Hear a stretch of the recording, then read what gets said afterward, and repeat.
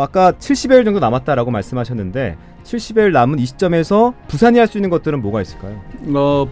부산도 지금 총력전을 하고 있습니다. 지금 제가 거의 매일 외국에서 온 분들을 만나고 있고요. 아, 매일요? 네, 그리고 중앙정부하고 지금 협업해서 각국의 장관들, 총리들, 또 VIP들을 또 BI 대표들까지 포함해서 지금 한국에 많이 찾도록 만들고 있고, 네. 그 찾아오시는 분들이 다 부산을 들리도록 이렇게 하고 있습니다. 이번에는 후쿠시마 오염수 얘기로 한번 넘어가 보죠. 네.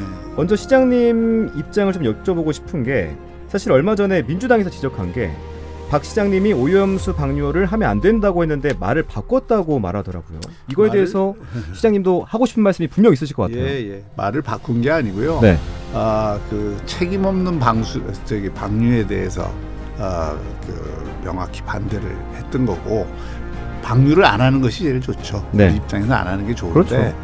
국제 기준에 맞게 또 일본도 자기 나라의 사정이 있기 때문에 방류를 한다고 했을 때는 우리에게 피해가 안 와야 된다는 게 가장 우선적인 원칙이고, 당연합니다. 그 피해가 오지 않도록 하는 국제 기준과 규범을 지켜서 방류를 했을 경우에는 우리가 그걸 철저히 검증을 해야 되는 거죠. 네. 그리고 무조건 반대다, 이거는 저는 국제사회의 굉장히 중요한 나라로서 취해야 될 태도가 아니라고 생각을 합니다.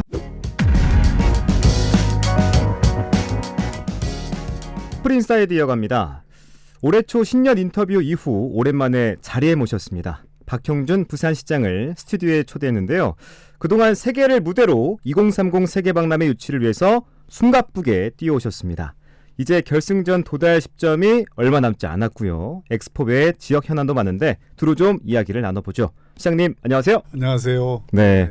자, 먼저 2030 세계박람회 이 질문부터 드려보겠습니다. 이제 개최지 결정이 2개월 앞으로 다가왔는데요.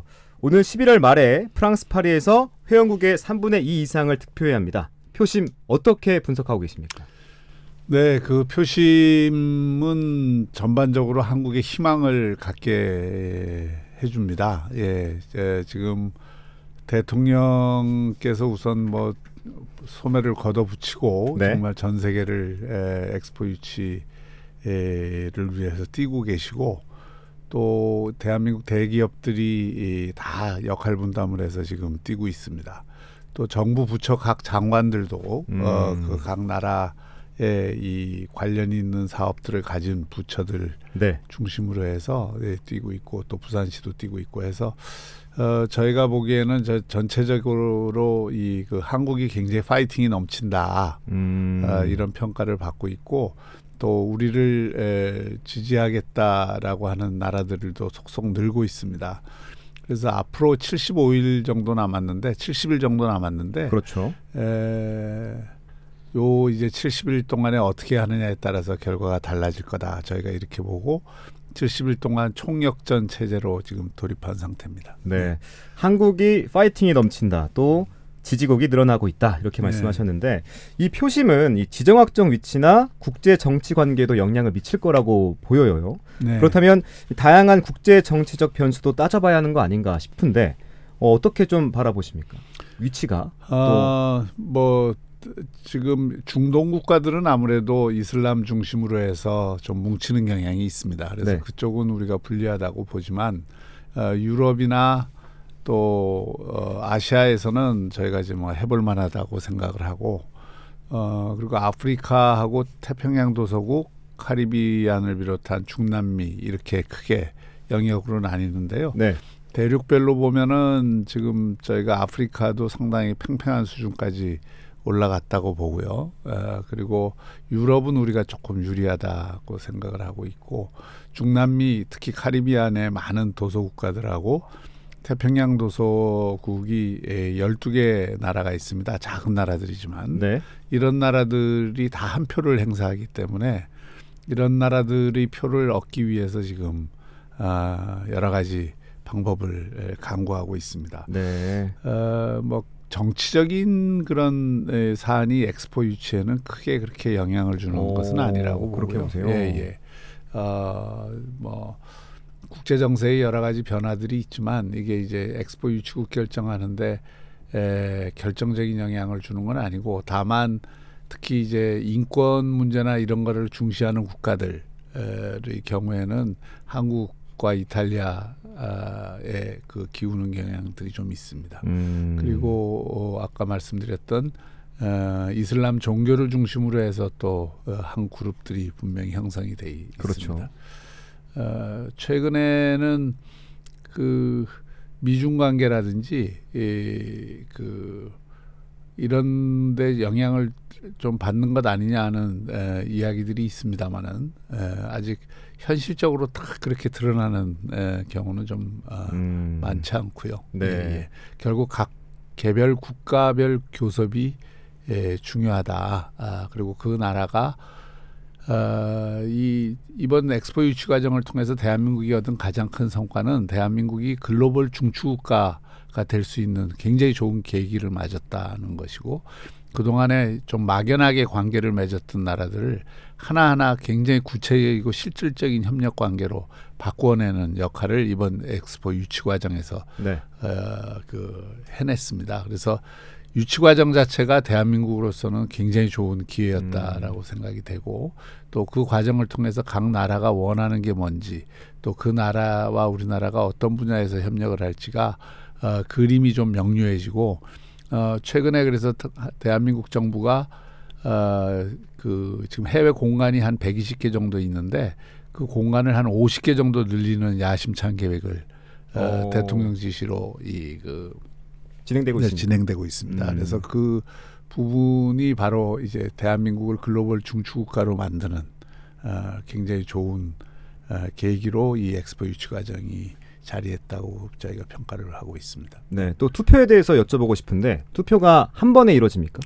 한 번에 3분의 1을 어느 국가가 얻으면 끝나는데요. 네. 그렇게 되기는 어렵다고 저희는 보고 있고 2차까지? 2차까지 간다고 보고 2차에서는 한 나라가 탈락하고 나머지 두 나라가 과반수 경쟁을 하게 돼 있습니다. 그래서 2차 투표에 가서 이기는 전략을 저희가 지금 그렇죠. 하고 있죠. 네, 그래서 1차 투표를 통과하면 1차에서 탈락한 나라의 표를 어떻게 가져오는 거냐에 따라 전략적인 구상이 필요할 것 같은데 그 전략도 갖고 계십니까? 그럼 물론이죠. 또 이게 사우디아라비아 같은 경우 우리보다 일찍 뛰다 보니까 네. 먼저 지지를 이끌어낸 나라들이 우리보다 많았죠. 그런데 그런 나라들 가운데에서도 1차는 사우디 지지하겠지만 2차 라운드로 가면 그거는 이제 별개의 또 이 라운드니까 네. 한국을 지지하겠다는 나라들도 있습니다. 그래서 이게 1차, 2차가 상당히 이번 경우에는 역동적으로 바뀔 수 있지 않을까 이렇게 생각합니다. 다양한 경우의 수를 좀 확인해 가면서 전략적인 방법들을 구사해야 될 것 같습니다. 아까 70여일 정도 남았다라고 말씀하셨는데 70여일 남은 이 시점에서 부산이 할 수 있는 것들은 뭐가 있을까요? 부산도 지금 총력전을 하고 있습니다. 지금 제가 거의 매일 외국에서 온 분들을 만나고 있고요. 아, 매일요? 그리고 중앙정부하고 지금 협업해서 각국의 장관들, 총리들, 또 VIP들을 또 BI 대표들까지 포함해서 지금 한국에 많이 찾도록 만들고 있고 네. 찾아오시는 분들이 다 부산을 들리도록 이렇게 하고 있습니다. 부산에 오시면 제가 다 이제 또 만나서 네. 식사도 하고 또 유치 지지 호소도 하고 또 그 나라하고 부산이 어떻게 협력할 수 있는가 또 논의를 하고 제가 요즘 시장인지 외교관인지 모를 정도로 거의 매일 한 번 이상씩 외국 손님들 접대하고 있습니다. 네. 자, 2030 세계 박람회 유치 활동 등으로 미래 비전을 제시한다는 면에서 긍정적인데 굵직한 현안들만 알려져 있다 보니까 부산 시민들이 이 피부로 느끼는 민생 정책 분야에 있어서는 조금 아쉬운 거 아니냐라는 평도 있거든요. 좀 어떻게 평가할 수 있을까요? 그렇지 않고요. 네.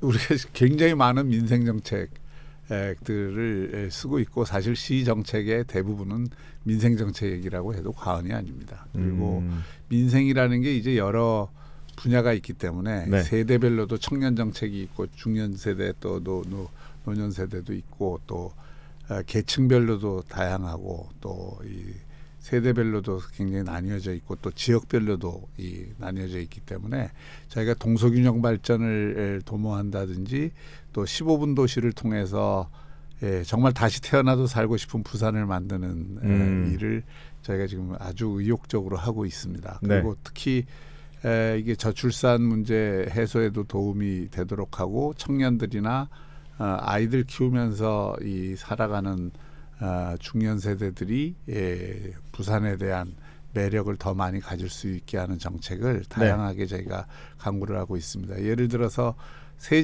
자녀를 기준으로 했던 다자녀 기준을 저희가 2자녀로 바꿔서 2자녀만 낳아도 지금은 많은 혜택을 받게 돼 있고요. 또 15분 도시 정책을 통해서 예를 들어서 어린이 문화 복합 공간 들락날락을 지금 계속 확충을 해나가고 있는데 시청에 1호점을 들락날락을 설치를 했더니 지금 벌써 작년 9월에 했는데 한 30만 명 정도가 와서 즐길 정도로 아주 그 젊은 부부들이나 그 아이들이 네. 좋아하는 공간이 되고 있습니다. 거기에는 교육과 디지털 체험과 또 어린이 도서관 기능들이 다 어우러져 있는 곳이라서 아이들 데리고 딱 가기 좋은 또 아이들에게 유익한 또 아이들과 어른이 함께 소통하고 또 좋은 관계를 이룰 수 있는 그런 공간으로 저희가 만든 것이고 기획한 것이고 그걸 지금 부산 전역에 지금 확대를 하고 있습니다. 지금 벌써 12개가 생겼고 앞으로 300개까지 저희가 늘릴 생각이거든요. 그래서 12개인데 300개까지요? 예,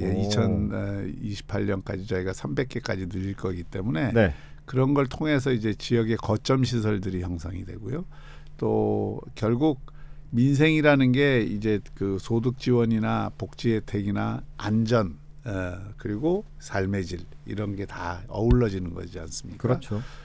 지난 제가 취임한 이후 안전 부분에서도 부산이 자연재해 피해가 제일 적었던 지역이고 또 시민 안전을 위한 여러 가지 저희가 이 조치들을 그 예방적 차원에서 많이 해서 부산이 굉장히 안전한 도시다 이렇게 저희가 말씀드릴 수 있고 그 안전의 기초 위에서 취약계층 복지를 위해서 지금 저희가 다양한 정책들을 지금 쓰고 있고 또 장애인들이나 이런 분들을 위해서도 저희가 이전보다 훨씬 강화된 그 복지 정책을 쓰고 있습니다. 네, 그 시장님 저출산 문제를 아까 언급하셔가지고 이것도 한번 좀 깊게 질문 드려보고 싶어요. 네네.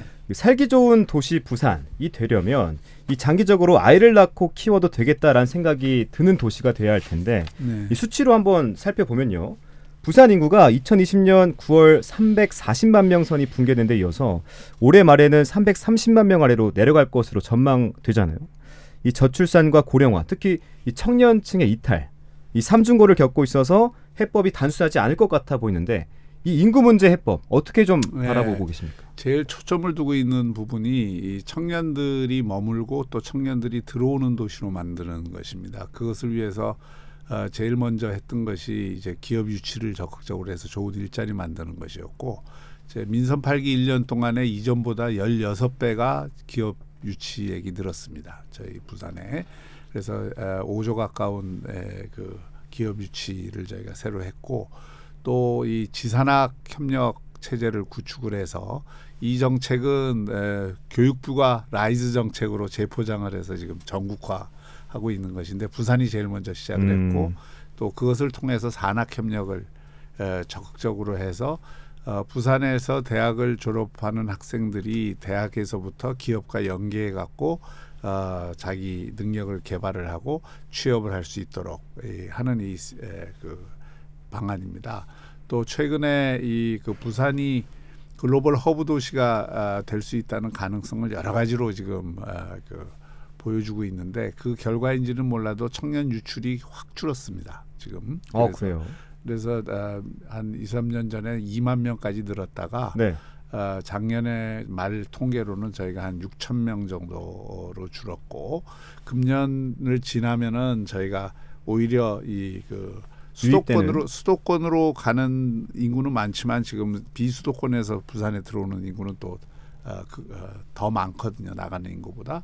그래서 이게 이제 어느 정도 균형을 맞추고 수도권 나가는 인구가 줄어들고 비수도권에서 들어오는 인구가 더 많아지면 부산이 내년 정도 되면은 저희가 비슷해지지 않을까. 그러면 이제 그 뒤로부터는 우리가 오히려 들어오는 청년들이 들어오는 인구가 될 수 있고 네. 청년들이 들어와서 정주를 해야 되니까 저희가 제일 신경을 쓰는 게 여기서 결혼해서 주택을 주거 정주 여건을 마련해야 되니까 저기 럭키 세븐하우스라든지 전세대출 2억까지 저희가 대출 지원을 해준다든지 청년을 위한 또 신혼부부를 위한 임대주택들을 확대한다든지 이런 적극적인 정책을 통해서 주거도 안정시키고 제일 신경을 쓰는 게 교육청하고 지금 협약을 여러 가지로 해서 협의를 해서 부산의 교육을 교육의 질을 높이는 문제입니다. 그래서 부산에 안심하고 교육을 시킬 수 있고 또 부산에서 영어 하나는 제대로 배울 영어 수 도시로. 있다. 네. 그래서 영어하기 편한 도시를 저희가 하고 있는 것이고 또 디지털 인재를 저희가 해마다 2,000명씩 지금 키우고 있습니다. 그래서 5년이면 10,000명이 되는데 이 디지털 인재들을 키우는 이유는 저희가 여러 가지 아카데미나 대학 또 연구소 그리고 부산시 자체적으로 이 훈련 프로그램을 통해서 디지털 인재를 1년에 2,000명 가까이 키우면 그 디지털 인재들이 대개 부산에서 취업을 합니다. 그래서 네. 그런 여러 가지 정책들을 통해서 청년이 나가는 도시가 아니라 들어오는 도시로 만들겠다는 게 저희 가장 큰 전략이죠. 시장님, 그 청년이 나가지 않고 들어오려면 일단 네. 기업들이 좀 부산에 많아야 되잖아요. 예. 그래서 지난주에 이 부산에서 지방시대 선포식이 열렸는데 예. 윤 대통령이 직접 참석도 했잖아요. 네네. 네. 지방 살리기 프로젝트를 발표했는데 4개 특구를 도입해서 이 특구에 기업이 이전하면 파격적인 혜택을 주겠다라고 네, 맞습니다. 말씀하셨어요. 이 부산이 좀 기대할 수 있는 것들이 있을까요?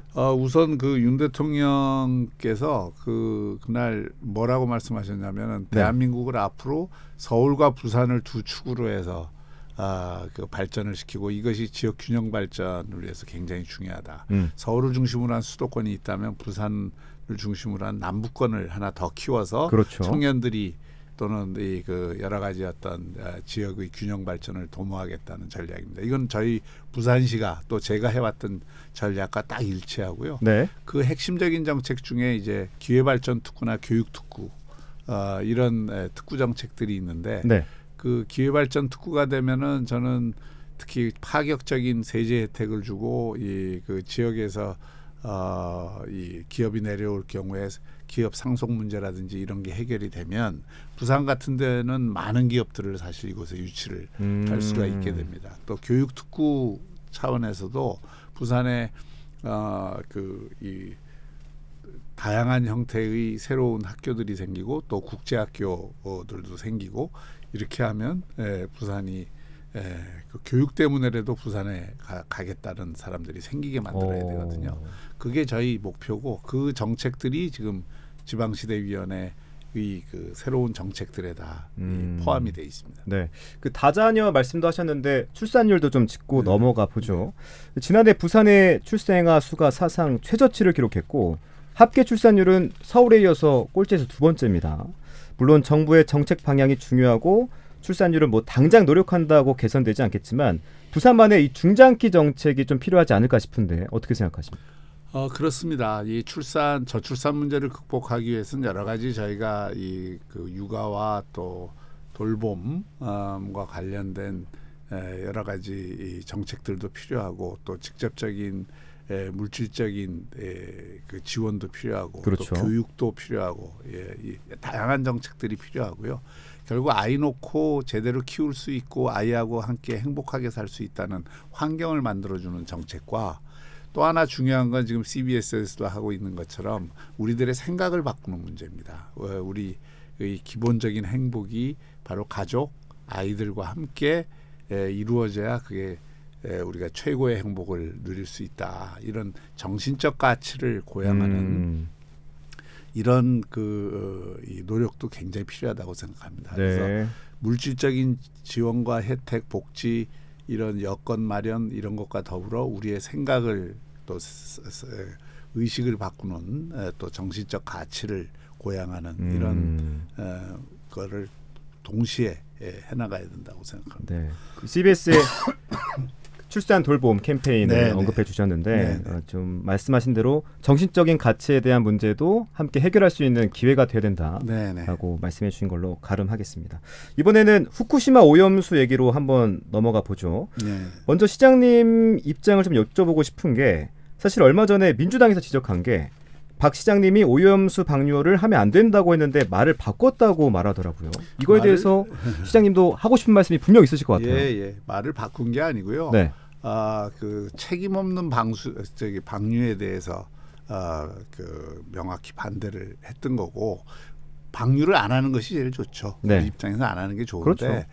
국제 기준에 맞게 또 일본도 자기 나라의 사정이 있기 때문에 방류를 한다고 했을 때는 우리에게 피해가 안 와야 된다는 게 가장 우선적인 원칙이고 당연합니다. 그 피해가 오지 않도록 하는 국제 기준과 규범을 지켜서 방류를 했을 경우에는 우리가 그걸 철저히 검증을 해야 되는 거죠. 네. 그리고 무조건 뭐 반대다. 이거는 저는 국제사회의 굉장히 중요한 나라로서 취해야 될 태도가 아니라고 생각을 합니다. 그래서 일본이 그동안 이제 그런 절차를 밟아왔고 그런 IAEA 검증을 거쳐서 방류를 결정을 했으면 우리는 그것에 대해서 또 검증을 하고 또 우리 부산시 입장에서는 중앙정부하고는 다르게 이게 우리 시민들의 식탁에 영향을 주는가 안 주는가를 굉장히 꼼꼼하게 검사를 하고 촘촘하게 감시하는 네. 이런 걸 갖는 게 이제 저희의 책임 있는 자세인데 그러지 않고 무조건 반대 그다음에 또 이게 좀 거짓 선동들이 굉장히 많아서 그 부분을 제가 지적을 한 거죠. 그러니까 우리가 과학적인 사실에 기초해 이제 국제사회에서 잘못하면 우리가 우스꽝스럽게 되잖아요. 네. 지금 이 방류에 대해서 다들 처음엔 다 우려하고 반대를 했지만 국제사회 기준과 과정을 거쳐서 방류한 다음에는 소위 G20 국가들 가운데 이거 반대하는 나라 하나도 없거든요. 반대를 한다기보다 그거에 대해서 문제 제기를 안 한다고요. 왜냐하면 다 국제사회의 규범에 맞게 IAEA라는 걸 만들었고 거기서 검증을 거쳐서 다 지금 방류가 되고 있는 것이고 그 방류한 것에 대해서는 우리가 계속 검증을 해나갈 것이기 그렇죠. 때문에 우리 집에 예를 들어서 뭐 소음을 일으킬 수 있는 장치를 들여온다 그래서 옆집에서 우려하고 반대를 할 수도 있지만 그게 들어와 갖고 막상 소음을 안 일으키면 그거에 대해서 옆집에서 그것까지 문제를 삼을 수는 없잖아요. 그렇죠. 국제사회도 다 똑같은 그런 기준과 규범이 있는 겁니다. 그런 점을 제가 지적을 한 것이죠. 네. 이제 추석을 앞두고 있는데 수산물 안전 관리에 대해서 여쭤보고 싶어요. 그래야지 이제 우리 부산 시민들, 국민들이 안전하게 이제 식탁에는 음식들도 책임질 수 있잖아요. 우리가 안전 관리 잘 되고 있죠. 예, 이미 저 국제사회 기준보다도 10배 강화된 해수 검사를 하고 있고요. 10배요? 예. 방사능이 나오는지 안 나오는지 검사를 하고 있고 들어오는 수산물들을 다 매일매일 체크를 해서 그 결과를 우리 앱에도 표시를 하고 우리 시민들이 쉽게 볼 수 있도록 시내 곳곳에 저희가 비치를 하고 있고 또 식당에 가시면은 이 QR 코드를 찍으면 바로 오늘의 이 방사능 상태 확인할 수 있습니까? 다 확인할 수가 있습니다. 그래서 우리 부산이 모범이 돼서 해수부나 정부에서도 부산 거 배워라 해서 그렇습니까?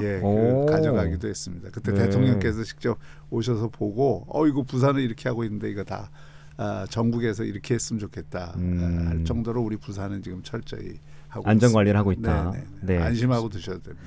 네, 추석에도 저희 부산 수산물을 안심하고 드셨으면 좋겠습니다. 사실 물어보고 여쭤보고 싶은 게 참 많은데 일단은 뭐 마무리해야 되니까 마지막으로 임기 내 목표로 갖고 있는 분들 어떤 분들 좀 소개해주면서 마무리하죠. 예, 제 가장 큰 두 축은 글로벌 허브 도시 부산을 만드는 것이고요. 또 하나는 다시 태어나도 살고 싶은 좋은 부산을 만드는 겁니다.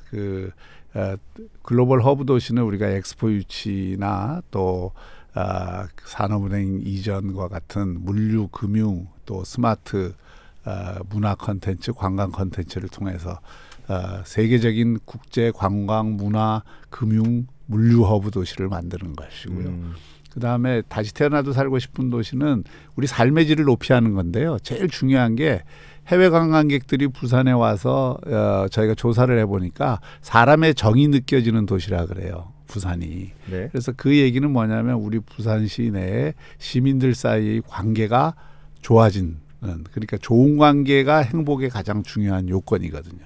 그래서 부산 사람들은 관계가 좋다. 음. 부산 사람들은 누구나 서로를 보살피고 돌보고 또 가까운 이웃들과 친하게 지내고 또 운동도 어디서든 자유롭게 할 수 있고 또 배움도 필요한 것들을 어디서든지 배울 수 있고 또 이 각종 이 그 자원봉사라든지 서로가 서로를 돌보는 보살피는 이런 따뜻한 도시다.